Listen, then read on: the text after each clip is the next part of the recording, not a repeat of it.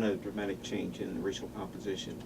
When I first arrived here in 1989, there were only a handful of Black Americans, for instance, and virtually no Somalis. And at this point in 2011, there's a substantial Somali population. I think the Somali population is greater than the Black American population here. And there's also been an increase of other people of color in the city. So there has been a dramatic increase in people of color in the city, but it's still predominantly white. At first it was kind of hard to get used to just because I wasn't, ever around it before, but it didn't take long to adjust. It's not hard for me at all.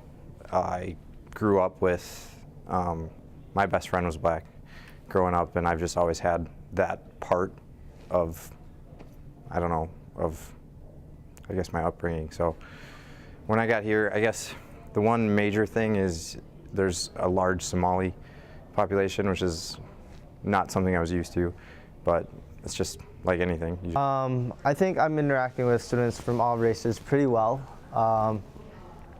Initially, I was pretty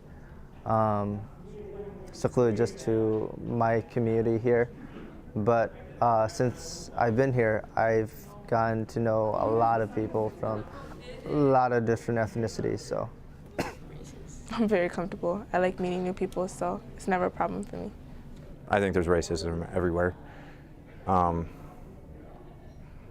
an extent, I think every person almost is racist, just because that's what they know. It's not necessarily based on anything other than that's just what they know. I think there is not very direct racism. I haven't experienced direct racism, but I think St. Cloud functions under the institution of racism in a way. So it definitely is prevalent in St. Cloud, I believe. Well, I'm in an ethnic studies class, so we get to discuss things that have been happening, and we briefly talked about, it was kind of hard to talk about it in the school, but we briefly talked about the events that were going on with the teacher here. Yeah, but I guess it was a little bit too controversial because it was so fresh, so we had to stop.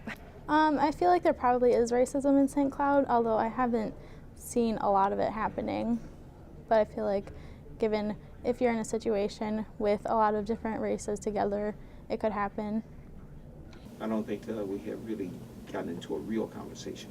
Yeah. So, I mean, there has been some dialogue among that, and there's just consider this as an initial stage.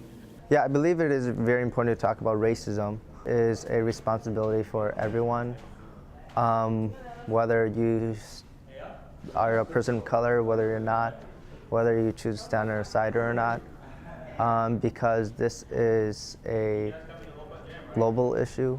So I think it's everyone's responsibility. I'm pretty unconfrontational, so I'm not super comfortable talking about it, but it doesn't bother me. It's okay to bring it up and stuff, so.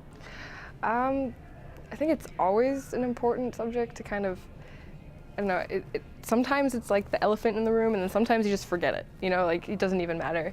I think it all depends on who you're with, and I mean, none of the friends that I know would ever judge someone based on their race, but I'm sure there are tons of people that do, even subconsciously. I probably do even sometimes.